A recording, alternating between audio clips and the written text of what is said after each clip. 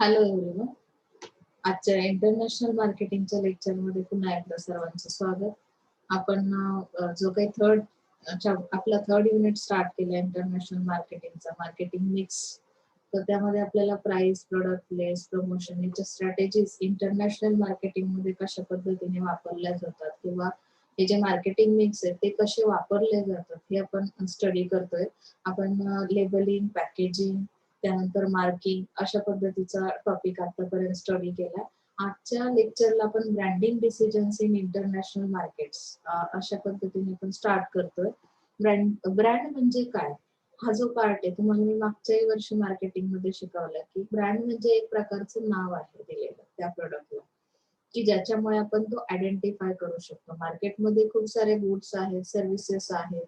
मग आपल्याला नक्की आपलं जे काही नाव आहे प्रोडक्टचं जे ऑर्गनायझेशन देते, तर कस्टमरला कसं आयडेंटिफाय करता येईल. सपोज आपली एक पोझिशन आहे मार्केटमध्ये, मग सेम सिमिलर प्रोडक्ट्स आणखी दुसरेही आहेत, मग आपलेच प्रोडक्ट घ्यावेत असं आपल्याला वाटत असेल किंवा कस्टमरला ते ओळखणं सोपं व्हावं यासाठी आपण काय करतो की त्याला एक नाव देतो. साईन किंवा सिम्बॉल असतो असा त्याच्यावर, की ज्यामुळे आपल्याला आयडेंटिफिकेशन करणं पॉसिबल होतं. आणि या सगळ्या गोष्टींचं combination, name, sign, symbol, design or a combination of them which is intended to identify the goods or services of one seller or a group of sellers to differentiate them from those of the competitors. So branding is a process of designing a distinct name and picture for an item in the minds of a customers, mainly through advertising campaigns. म्हणजे जी काही advertise केली जाते की नाही त्यावेळेस कस्टमरच्या मनामध्ये एक त्याचं पिक्चर तयार केलं जातं. जेव्हा तुम्ही त्याच्या समोर असे साइन सिम्बॉल्स प्रेझेंट करता, नाव प्रेझेंट करता, त्यावेळेस आपण काय म्हणतो की त्याचं अवेअरनेस आणण्याचा प्रयत्न केला जातो. So a brand is a name, signature, mark, term, symbols, design or a mixture of these components. It is use to determine and atom. मग आता आपल्याला यामध्ये brand management involves 3 processes. Creating म्हणजे एकदा क्रिएट करा, मेकिंग बनवा आणि keeping the promise. Brand management करताना, कुठल्याही ब्रँडचं मॅनेजमेंट करताना त्या प्रोसेसमध्ये आपल्याला काय करावे लागतात, आयडियाज क्रिएट केल्या जातात, बरोबर की नाही. मग तो प्रोडक्ट, तो ब्रँड जो आहे तो तयार केला जातो. म्हणजे काय की ऑल जो भी उसके अंदर प्रोसेस के अंदर जितनी सारी पॉसिबिलिटीज है, मतलब कि जितने सारे एक्टिविटीज है वो किए जाते हैं, उसे डेवलप किया जाता है, डिजाइनिंग किया जाता है और कीपिंग द प्रॉमिस, उसके साथ एक प्रॉमिस भी दिया जाता है.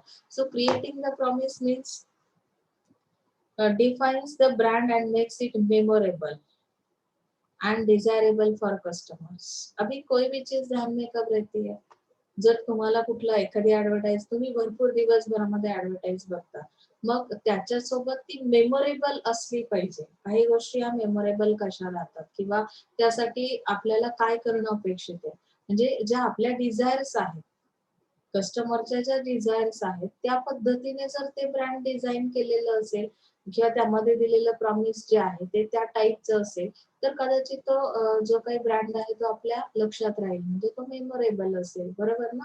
सिंपल आहे. आता तुम्हाला लेक्चर मध्ये काय ऐकण्याची इच्छा आहे, तुमचं इंटरेस्ट कशात आहे, त्या लेवलचे एक्झाम्पल्स तुम्हाला दिले की त्या सब्जेक्ट मध्ये ऑटोमॅटिक तुम्हाला इंटरेस्ट तयार होतो, बरोबर ना. तसं इथे आहे creating the promise, making the promise assures the delivery of set of standard of quality of a product. म्हणजे काय की इथे जे काही तुमची क्वालिटी मेंटेन करण्याचा प्रयत्न केला किंवा स्टँडर्ड मेंटेन केलं जातं. म्हणजे काय की तुम्ही जेव्हा त्या सर्व्हिसेस मार्केटमध्ये काय करता, डेलिव्हर करता किंवा ते ब्रँड किंवा ते प्रोडक्ट्स डेलिव्हर करता, त्यावेळेस त्याची क्वालिटी मेंटेन करणं किंवा त्याचं स्टँडर्ड मेंटेन करणं, त्या बाबतीत प्रॉमिस करणं, ही एक तुमची रिस्पॉन्सिबिलिटी असते.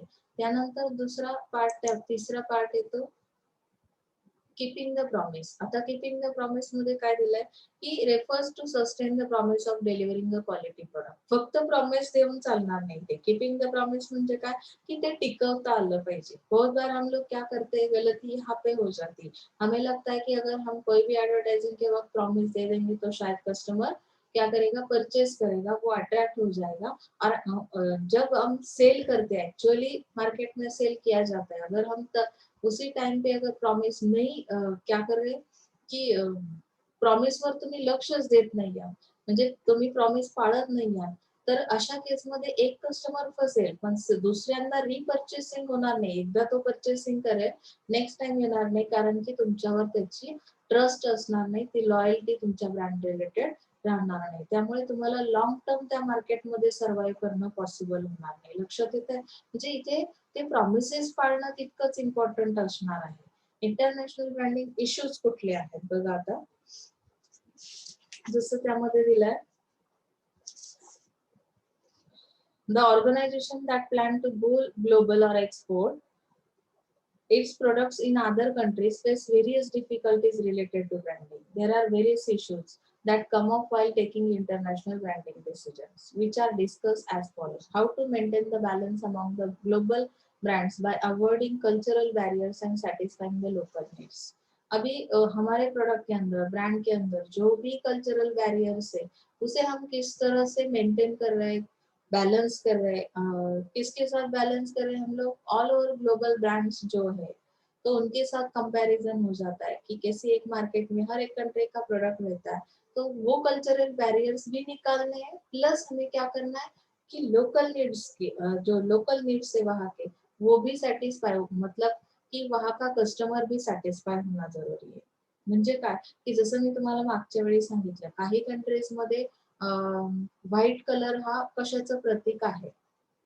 व्हाइट कलर का जो प्रोडक्ट है, तो व्हाइट कलर के लिए उनके फीलिंग्स क्या है, इमोशंस क्या है, ब्लैक कलर के लिए क्या है, अगर ये हमें पता है तो शायद हम क्या कर सकते हैं कि उस प्रोडक्ट, उस ब्रांड का जो भी कलर, साइज, शेप, किस चीज पे वो लोग ट्रस्ट करते हैं, तो उसे हम ध्यान में रखते हुए क्या कर सकते हैं कि लोकल कस्टमर को सेटिस्फाई कर सकते हैं. तो यहाँ पे कंपटीशन ओनली वन कंट्री के साथ नहीं रहती. जब हमारा प्रोडक्ट या सर्विसेज फॉरेन मार्केट में जाते हैं तो वहाँ पे पहले से बाकी कंट्रीज के भी प्रोडक्ट्स अवेलेबल रहते हैं. तो यहाँ पे ये क्या है कि डिफिकल्ट है, ब्रांडिंग इशू ये क्रिएट हो सकता है. How to build a portfolio of the global brands. अभी किस तरह से हम बिल्ड करेंगे हमारा जो पोर्टफोलियो है ग्लोबल ब्रांड्स का, कि ऑल ओवर वर्ल्ड में अगर वो ब्रांड चलेगा तो किस तरह से, मतलब उसकी इमेज किस तरह से बनाई जाएगी, उस पोर्टफोलियो के अंदर क्या होगा, ज्याला आपण पोर्टफोलिओ म्हणजे काय की एकत्रितपणे इंटिग्रेट कुठल्या गोष्टी केलेल्या आहेत, मग त्यामध्ये असं काय फीचर्स आहेत, ऍट्रिब्यूट्स आहेत की ज्यामुळे तो त्याची एक इमेज बनेल ग्लोबल ब्रँड्स मध्ये. What brand policy to be adopted for global brand, त्यासाठी तुम्ही कुठली पॉलिसी अप्लाय केली, किंवा which brand should be kept as global brand और which should be kept as local brand. म्हणजे कुठला लोकल आहे, कुठला ग्लोबल ब्रँड आहे, तर हे तुम्हाला काय करता आलं पाहिजे, डिफाईन करता आलं पाहिजे. त्यामध्ये आता त्यांनी एक चार्ट दिलाय बघा, रँक दिलेले आहे की 10 ग्लोबल ब्रँड्स दिलेले आहेत ऑल ओव्हर वर्ल्ड वाईड जे चालणारे आहेत. तुम्हाला ती नावं पण माहिती आहेत की फर्स्ट रँकला कोण आहे, कोका कोला आहे, ग्लोबल ब्रँड आहे. Second IBM, third Microsoft, fourth Google, fifth one generic electric, McDonald 6 rank पे आता है, इंटेल 7 रैंक पे, नोकिया 8 रैंक पे और डिस्ने 9 एंड HP सबसे लास्ट 10 रैंक पे है. तो ये ग्लोबल ब्रांडिंग जो है इसके एडवांटेजेस क्या है, at achieving the economies of scale as products are produce at larger scale. यानी कि यहाँ पे हमको क्या करना है, इकोनॉमीज ऑफ स्केल को अचीव करना है. मेंटेनिंग द ब्रांड कंसिस्टन्सी, वो ब्रँड स्टेबल होना चाहिए. नाही तो काय म्हणतो आपण की चायनाचं ब्रँड एक दिवस चाललं तर चाललं, नाही नाही चाललं तर नाही चाललं, ही मानसिकता जो मेंटेलिटी है कस्टमर की परचेस करते वक्त ही रहती है, तो वो कंसिस्टेंट होना जरूरी है. ग्लोबल ब्रांड जो है उसका कंसिस्टेंसी मिलती है उससे. ओके,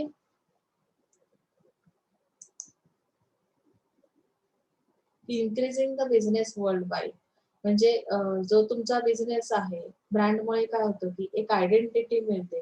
ब्रँडिंग डिसिजन्स जे तुम्ही घेता त्या ब्रँड रिलेटेड, त्यामुळे तुम्हाला ऑल ओव्हर वर्ल्ड मध्ये काय होतं, तुमचा बिझनेस एक्सपांड केला जातो, म्हणजे त्याची ग्रोथ होते.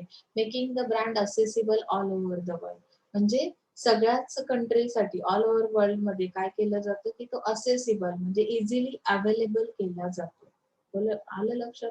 There are various disadvantages also. Involves high cost as brand image has to build. Obviously तुम्ही जर एवढं त्याला डिझायनिंग करता, एवढं अट्रॅक्ट करण्यासाठी लोकल नीड्स ज्या आहेत त्या सॅटिस्फाय करण्यासाठी, त्यामध्ये मॉडिफिकेशन करण्यासाठी सगळ्याच गोष्टी एक्सपेन्सिव्ह असणार आहेत. सो ही जी इमेज आहे ब्रँडची अशीच बनणार नाही. इथे काय होईल की कॉस्ट हाय होईल त्याची. Launches the product with common features in all the countries. म्हणजे काय की प्रत्येक कंट्रीसाठी कॉमन फीचर्स तुम्ही यूज करू शकणार नाही. Such product may not fulfil the needs of customer in different countries. म्हणजे तुम्ही जे ब्रँड तयार केलेलं आहे ते जे फीचर्स त्यामध्ये आहेत तर ते कदाचित एका कंट्रीचं काय करेल सॅटिस्फॅक्शन करेल, पण सेम फीचर्सचं जे ब्रँड आहे ते दुसऱ्या कंट्रीमध्ये चालेल असं नाही. कारण आपण काय पाहिलं की तिथलं कल्चरल बॅकग्राऊंड काय आहे, तिथल्या लोकल नीड्स काय आहे, प्रत्येक कंट्रीचं एन्व्हायरमेंट डिफरंट आहे, क्लायमेट डिफरंट आहे, त्यामुळे तिथल्या गरजाही वेगवेगळ्या असणार आहेत. म्हणजे तुम्हाला एकच कॉमन फीचर्स जे काही प्रोडक्ट आहे लॉन्च केलेलं ते ऑल कंट्रीजसाठी किंवा ऑल ओव्हर वर्ल्ड साठी युजफुल असणार नाही. So hampers the global image of the brand if it fails one country. Okay. International market segmentation and targeting. आता सेगमेंटेशन आणि टार्गेटिंग हा पार्ट आपण स्टडी केला तरी सुद्धा पुन्हा इथे दिलेला आहे रिपीट अगेन. आपण पुन्हा एकदा थोडक्यात बघूया की इंटरनॅशनल मार्केट सेगमेंटेशन मध्ये काय केलं जातं की कॉमन रिक्वायरमेंट्स ज्या आहेत, कॉमन चॉइस ज्या आहेत, प्रायोरिटीज ज्या आहेत कस्टमरच्या, अगर मैं चाहती हूँ कि मेरे लिए रिक्वायरमेंट मेरी क्या है, फर्स्ट प्रायोरिटी जाती है कि फूड प्रोडक्ट्स. ओके. उसके अंदर मैं चॉइस क्या करती हूँ कि उसमें जो फूड प्रोडक्ट मैं परचेज करूंगी उसकी टेस्ट किस तरह की होगी, उसका फ्लेवर किस तरह का होगा. तो इस तरह से हमें क्या करना है कि डिजाइन करना है हमें. हमारा जो प्रोग्राम है इंटरनेशनल मार्केटिंग में जो हमारा प्रोडक्ट जाने वाला है तो ऐसा जो कॉमन ग्रुप है उसके लिए एक अलग तरीका एडवर्टाइजिंग किया जाएगा, सेगमेंटेशन ग्रुप तैयार किया जाएगा. टारगेट करते वक्त हम एडवर्टाइजिंग करेंगे. तो यहाँ पे particular segmentation is defined as the selection of particular group of customers that have similar needs and preferences in a market. So आता इथे जिओग्राफिक सेगमेंटेशन कसं केलं जातं. Dealers can segment market according to geographic criterion. That is nation, states, regions, countries, cities, neighbourhoods और postal codes.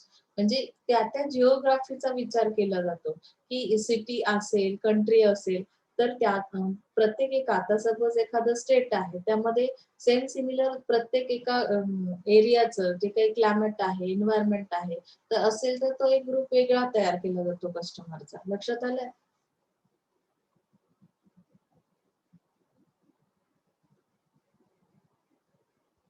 आपण पुढे जाऊया कारण जिओग्राफिक आपलं झालंय, डेमोग्राफिक पण झालंय, पण आपल्याला पुन्हा हा पार्ट दिलाय त्यांनी. आपण शॉर्ट मध्ये पुन्हा बघूया. डेमोग्राफिक मध्ये ऍक्च्युली एज, जेंडर, ऑक्युपेशन आणि एज्युकेशनल लेवल पाहिली जाते आणि त्या पद्धतीने सेगमेंटेशन केलं जातं.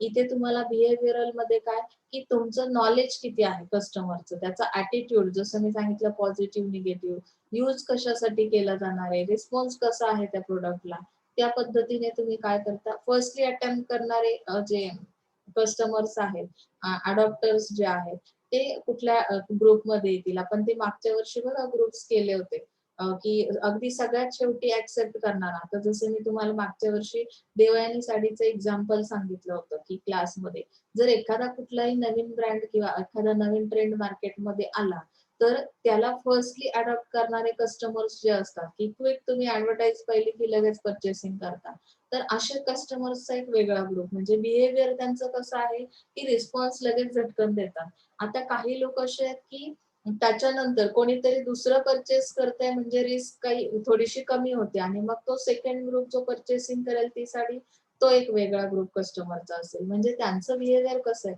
आणि लास्टली जो ग्रुप राहतो की जो फक्त त्यांची गरज भागवण्यासाठी, तेव्हा मार्केटमध्ये ट्रेंड असेल नसेल पण मला त्या गोष्टीची काय आहे नीड आहे म्हणून मी तो परचेस करेल. आणि मिडल क्लास काही पर्सन्स असे आहेत की ते ऑकेजनली परचेसिंग करतात. जसं मी तुम्हाला सांगितलं दिवाळी, ईद वगैरे, तर अशा वेळेस फक्त परचेसिंग करतात. मार्केटचा ट्रेंड काय आहे हे बघून ते, आता जर मार्केटमध्ये सध्या ही साडी खूप नाचते तर मग आपण काय करणार की ती साडी परचेस करणार. म्हणजे असे वेगवेगळे तुमच्या बिहेवियर नुसार वेगवेगळे ग्रुप्स तयार केले जाणार. That is called behavioural segmentation.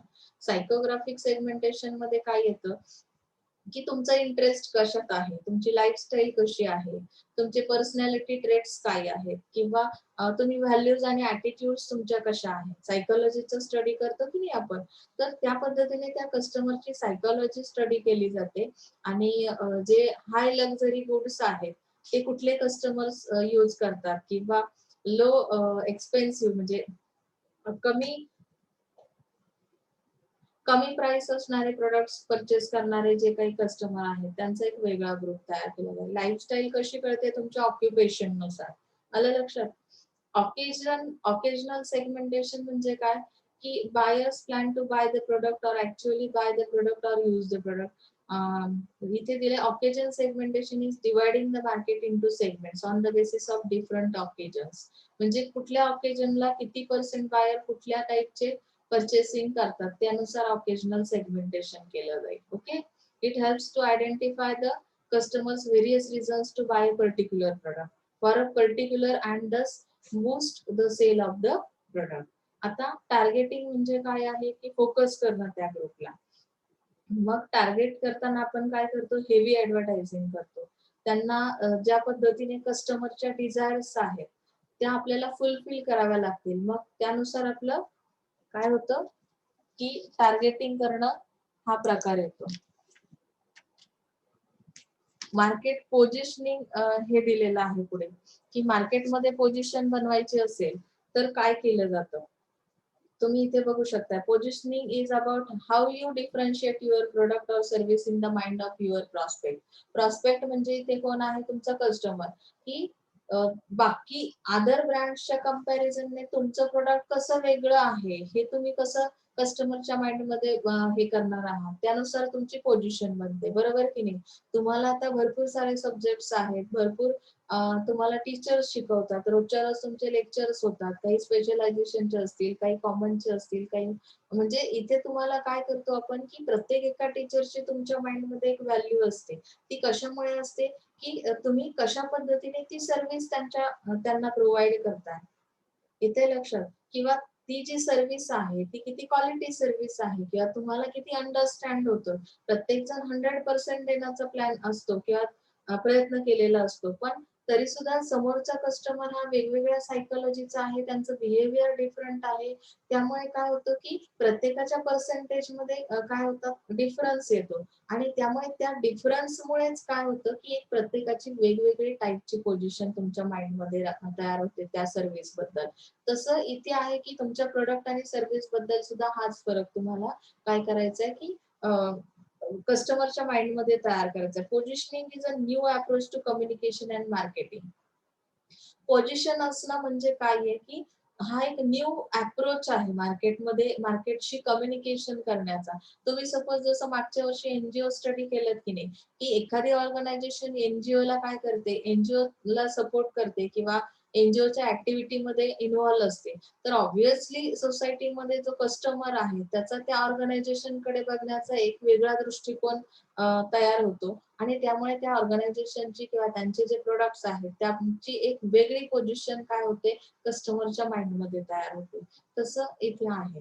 म्हणजे हे कम्युनिकेशन करण्याचा मीडिया आहे. ओके. इंटरनॅशनल प्राइसिंग डिसिजन्स कशा पद्धतीने घेतले जातात. आता त्यामध्ये कन्सेप्ट आहे बघा, ऑब्जेक्टिव्ह आहेत, फॅक्टर्स अफेक्टिंग इंटरनॅशनल प्राइसिंग, त्यानंतर प्राइसिंग मेथड्स आहेत, प्राइसिंग स्ट्रॅटेजीज आहेत आणि प्राइसिंग इश्यू. आता आपण कन्सेप्ट बघूया की इंटरनॅशनल मार्केटिंग मध्ये ती प्राइस कशी डिसाइड केली जाते. कारण ऑलरेडी आपण मार्केटिंग मिक्स मध्येच आहोत.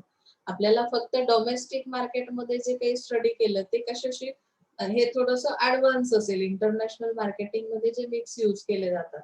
आता यामध्ये काय केलं जातं बघा, pricing is very critical decision in international marketing management. आणि हे खरंच आहे, कारण ऑल ओव्हर वर्ल्ड मधले प्रोडक्ट्स जर त्या मार्केटमध्ये अवेलेबल असतील तर तुम्ही तुमच्या प्रोडक्टची प्राइस कशी ठरवणार आहात. तर इथे सांगितलं, because it is major factor influencing a firm's total revenue from exports and its profitability.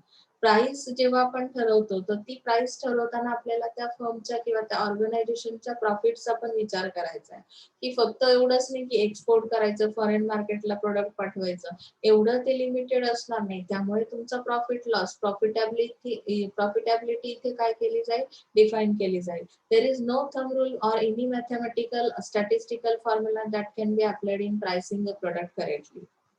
म्हणजे जसं आपण म्हणतो ना, की कुठला तरी फॉर्म्युला वापरला तर कदाचित आपल्याला आपली प्राइस ठरवता येईल. तर असा कुठलाही फॉर्म्युला आजपर्यंत अवेलेबल झालेला नाही. म्हणजे हे काय आहे, की रिस्की फॅक्टर आहे, मेजर फॅक्टर आहे, जो फर्मच्या प्रॉफिटेबिलिटीवर काय करतो, इम्पॅक्ट करतो.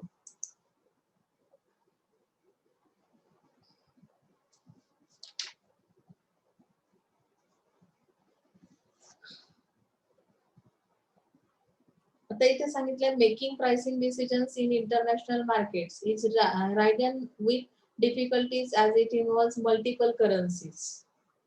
ट्रेड बॅरियर्स म्हणजे काय, की प्रत्येक कंट्रीचे जे काही लॉज आहेत किंवा तिथल्या गव्हर्नमेंटचे जे रूल्स रेग्युलेशन्स आहेत बिझनेस रिलेटेड किंवा तिथली जी करन्सी आहे, तर मल्टिपल करन्सीज आहे तिथे. ऍडिशनल कॉस्ट कन्सिडरेशन आहे, म्हणजे तुम्ही ऍडिशनल कॉस्ट किती लावलेली आहे, ऍक्च्युअल कॉस्ट आणि ऍडिशनल कॉस्ट यामध्ये तुम्हाला डिफरन्स करावा लागेल. लॉंगर डिस्ट्रीब्युशन चॅनल्स कुठले आहेत की जे कंटिन्युअसली सप्लाय करतील, डिस्ट्रीब्युट करतील तुमचं प्रोडक्ट फॉरेन मार्केटमध्ये. तर त्या सगळ्या गोष्टींचा विचार करून before setting the prices the marketers must know his target market well. when he is clear about the market he is serving, he can determine the price appropriately. The pricing policy must be consistent with the company's overall objective. Company K objective exactly क्या है उसके ऊपर depend है आपका pricing का decision. Company का objective क्या है कि मुझे क्या करना है, मैक्सिमम प्रॉफिट चाहिए, तो ऐसे हालात में हम क्या करेंगे कि उस तरह की प्राइस डिसाइड करेंगे. हमें पॉपुलैरिटी चाहिए तो उस तरह की क्वालिटी मेंटेन करेंगे.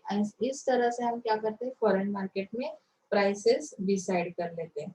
यहाँ पे और एक चीज मेंशन की है, some of the international market pricing strategies include dumping, gray marketing and export pricing also. Dumping मध्ये काय केलं जातं, तुम्हाला मी मागच्या लेक्चरला डम्पिंग एक्सप्लेन केलेलं आहे, अँटी डम्पिंग सुद्धा आपण पाहिलेलं आहे. तर इथे जे काही लोकल मार्केटचे प्रोडक्ट्स आहेत त्यांच्यापेक्षा खूप कमी प्राइसला तुम्ही तो प्रोडक्ट त्या मार्केटमध्ये नेऊन काय करता, की सेल करण्याचा प्रयत्न करता. तर ही जी प्राइसिंग स्ट्रॅटेजी आहे त्याच्यावर सोल्युशन पण आपण पाहिलं, की अँटी डम्पिंग. म्हणजे अँटी डम्पिंग मध्ये काय केलं जातं, की काही तिथलं जे गव्हर्नमेंट आहे काही त्याच्यावर चार्जेस लावले जातात, ज्याच्यामुळे तुमच्या लोकल मार्केटला सेफ्टी सिक्युरिटी मिळते. तिथल्या ज्या फर्म्स आहेत, तिथले जे प्रोडक्ट्स आहेत त्यांना सेफ्टी प्रोव्हाइड करण्याचा प्रयत्न केला जातो. ओके. आता त्याचे ऑब्जेक्टिव्ह काय आहेत इंटरनॅशनल प्राइसिंगचे, तर सर्व्हायव्हल.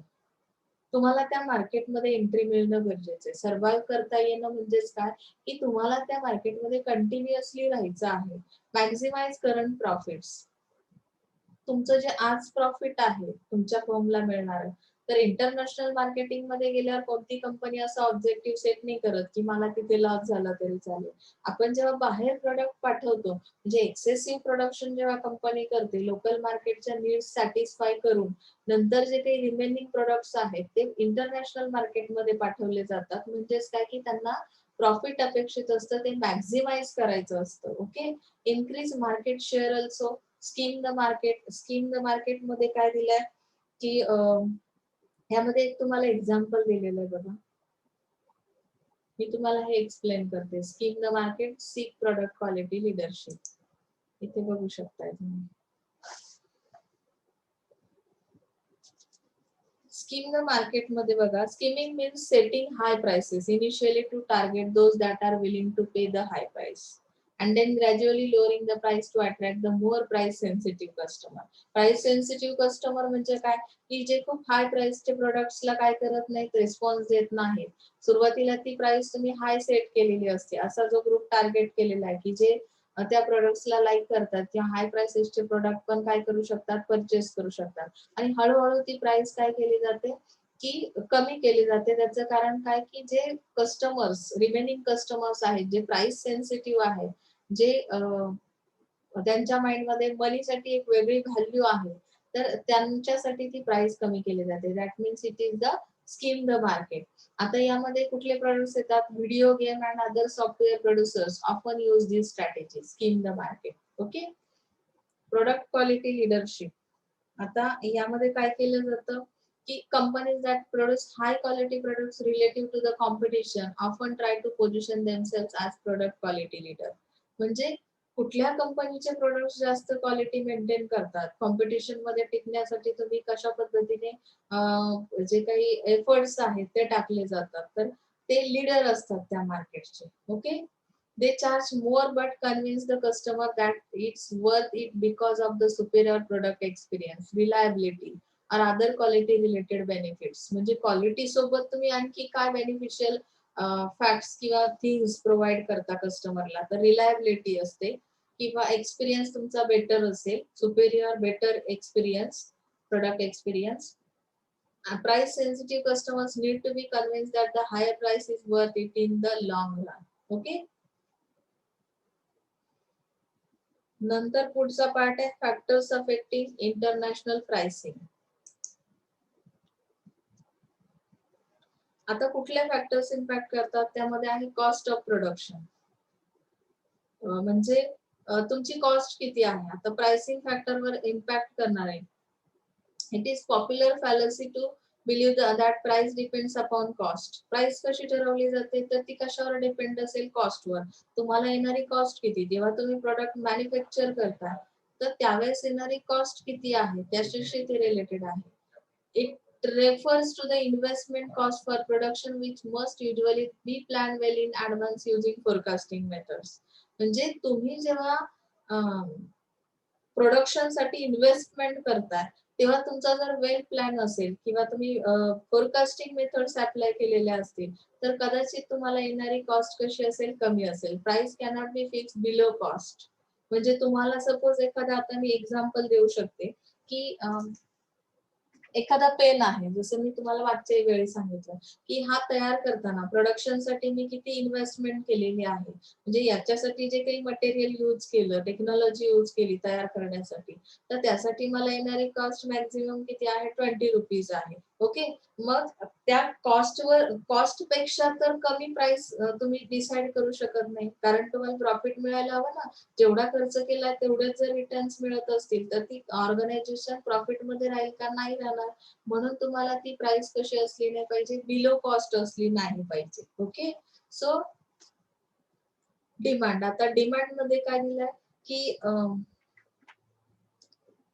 त्या प्रोडक्टची डिमांड किती आहे. फॉरेन मार्केटमध्ये जेव्हा एखादा प्रोडक्ट पाठवला जातो तर त्यानुसार आपण काय करतो की त्याची प्राइस ठरवतो. जितकी जास्त डिमांड असेल तितका जास्त त्याची प्राइस हाय असेल, जितकी लो डिमांड असेल तितकी प्राइस कमी असेल. फॉरेन कस्टमरच्या मग नीड्स काय आहेत त्यावर ते डिपेंड करतं. ओके. कॉम्पिटिशन कशी आहे, कॉम्पिटिटर्स कुठली स्ट्रॅटेजी अप्लाय करतात मार्केटमध्ये आणि आपल्या प्रोडक्टची प्राइस किती आहे आणि आपण कुठली स्ट्रॅटेजी वापरतो त्यानुसार आपल्याला ती प्राइस ठरवावी लागते. लक्षात आलंय? कारण की मार्केटचा स्टडी हा करणं नेसेसरी आहे. मार्केटिंग रिसर्च तुम्ही शिकलात, मग कस्टमरच्या नीड्स सॅटिस्फाय करायच्या तुमच्या प्रोडक्ट्स किंवा सर्व्हिसेसच्या थ्रू, तर अशा केसमध्ये तुमच्या कॉम्पिटिटर्सच्या स्ट्रॅटेजीज लक्षात घेणं. आणि त्यामध्ये आणखी एक गोष्ट सांगितली, this he may do either by altering this packaging or by adding attributes to the product. Both types of competitions put pressure on the company's pricing decision. म्हणजे प्राइस ठरवताना तुम्ही जे काही पॅकेजिंग केलंय, लेबलिंग केलंय, मार्किंग केलेलं आहे, या सगळ्या गोष्टींचा विचार करून ती प्राइस ठरवली जाते. म्हणजे कॉम्पिटिशन मध्ये उतरताना तुम्हाला तुमच्या प्रोडक्ट बद्दल आणि कॉम्पिटिटर्सच्या प्रोडक्ट बद्दल पूर्णपणे माहिती करून घेणं खूप गरजेचं आहे. ओके. नॉन प्राइस फॅक्टर्स कुठले आहेत? ब्रँडची इमेज कशी आहे त्यानुसार ते डिसाइड केले जाईल. Manufacturers are in position to charge comparatively high prices provided they have differentiated their product and they have built up brand image. म्हणजे तुमच्या त्या प्रोडक्टची जी काही तुम्ही प्राइस ठरवणार आहात त्यानुसार त्या प्रोडक्टची ब्रँड इमेज तयार होते. लक्षात आलं? इमेज तयार करण्यासाठीचा हा एक पर्याय आहे. Frequency of purchase non price factors मध्ये दिलाय. Frequency of purchase in some cases decides the price and if customers purchase the goods very often as in the case with non-durable consumer items.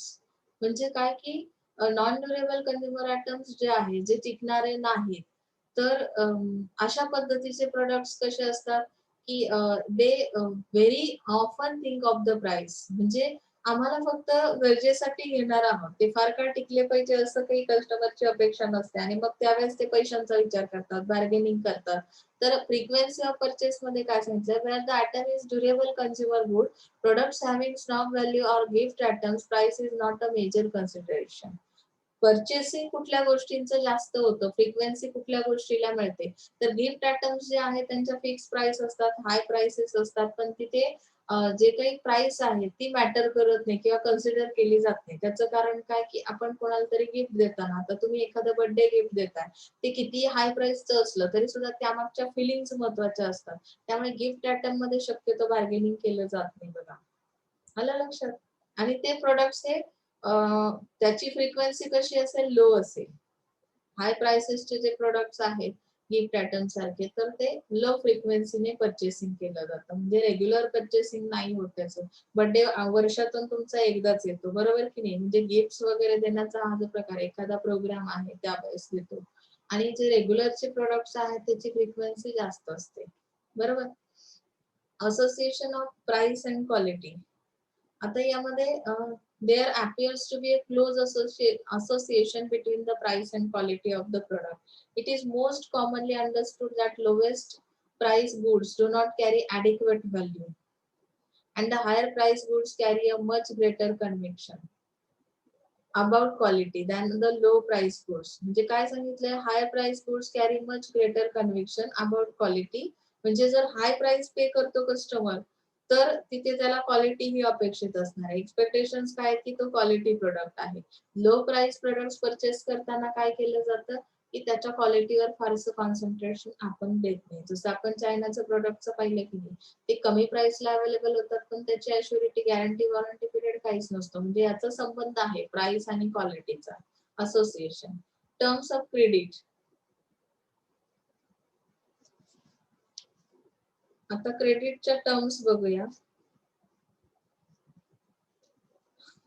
in case of export of capital good that is machinery and equipment availability of finance and terms of credit are very often the determining factor in this respect developed countries dominate and they supply goods on credit while exporters from developing countries including India the exports are not able to do so because of their limited resources credit कुठल्या केसमध्ये दिलं जातं India जर exporting countries असेल तर आपण developing countries मध्ये येतो मग इथे सांगितलंय की however in India the export import bank offers such credit to importers and the export credit guarantee corporation आपली डेव्हलपिंग कंट्री आहे त्यामुळे आपण इथे काय करू शकत नाही की ज्या बाहेरचे सॉरी जे एक्सपोर्ट बँक्स आहेत एक्सपोर्ट इम्पोर्ट बँक्स आहेत त्या काय करतात क्रेडिट फॅसिलिटीज प्रोव्हाइड करतात okay so methods of pricing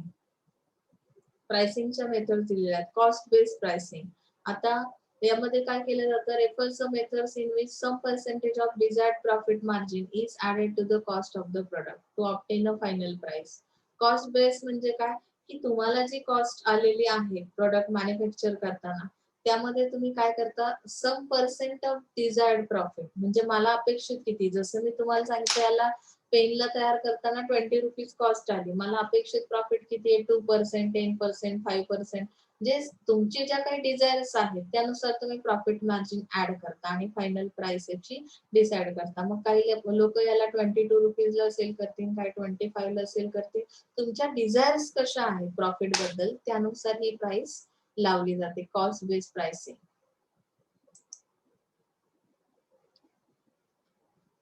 आता कॉस्ट बेस्ड प्राइसिंगच्या पुन्हा कॉस्ट प्लस प्राइसिंग आणि मार्कअप प्राइसिंग अशा दोन टाइप्स दिलेले आहेत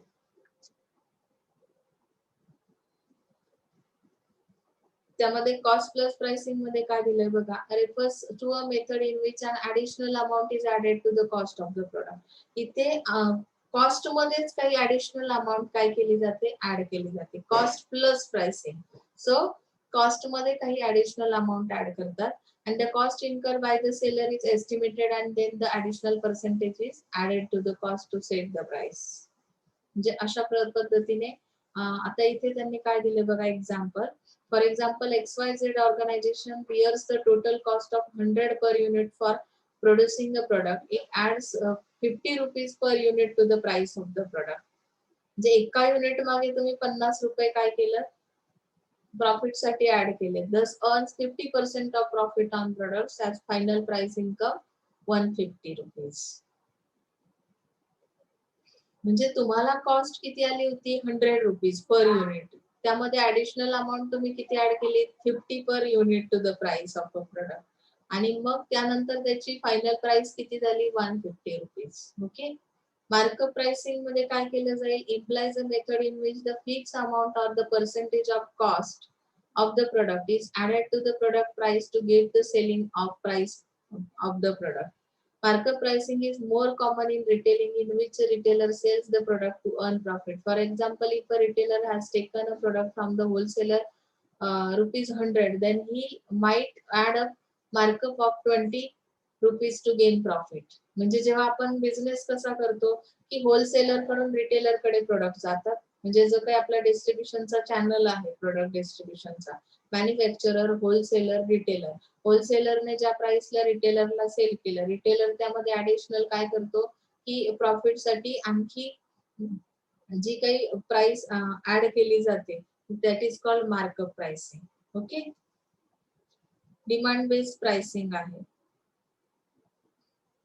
डिमांड बेस्ड प्राइसिंग मध्ये काय सांगितलं की pricing method in which the price of product is finalize according to its demand. म्हणजे जेवढी मोर डिमांड तेवढी ऑर्गनायझेशन हाय प्राइसेसला सेल करते, हे मी तुम्हाला सांगितलंय.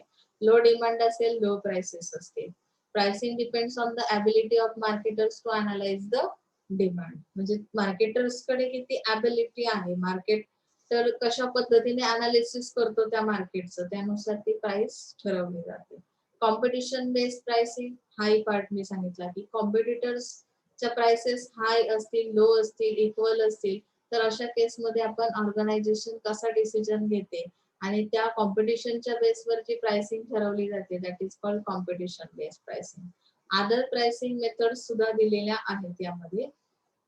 व्हॅल्यू प्राइसिंग आहे, टार्गेट रिटर्न प्राइसिंग आहे, गोइंग रेट प्राइसिंग आहे. तर हे आपण पुढच्या लेक्चरला बघूया अदर प्राइसिंग मेथड्स. आजच्यासाठी आपण इथेच थांबूया. खूप इझी आहे आणि झालेलाच आहे हा पार्ट आपला. मागच्या वर्षीपासून आपण मार्केटिंगचे भरपूर सारे टॉपिक स्टडी केले. सो तुम्ही अटेंडन्स कडे लक्ष द्या. मॅक्झिमम अटेंडन्स असेल तेवढा तुमचा सिलेबस फास्ट पुढे जाईल. Okay. So thank you so much. आजच्यासाठी इथेच थांबतोय.